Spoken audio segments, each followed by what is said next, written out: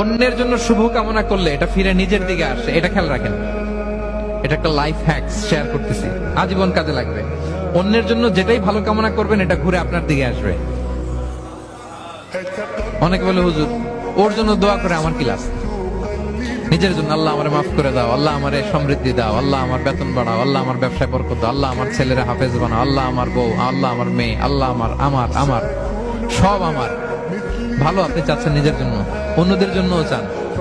আল্লাহ আমার সব ভাইদেরকে মাফ করো, আল্লাহ আল্লাহ আমার গোটা মুসলিম উম্মাকে তুমি বরকত দাও, কল্যাণ দাও, নেতৃত্বে আসার তৌফিক দাও, আল্লাহ সবাইকে সুস্বাস্থ্য দাও।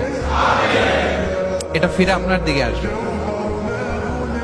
অন্যের জন্য শুভকামনা বহুগুণ বৃদ্ধি হয়ে নিজের দিকে রিটার্ন করে। বিষ্ণু সাল্লাল্লাহু এটাই বলেছেন, মা মিন আবদিন মুসলিমিন ইয়াদউ লিআখিহি বিযাহরিল গায়বি ইল্লা ক্বালা লাহুল মালাকু ওয়া লাকা বিমিসলিন।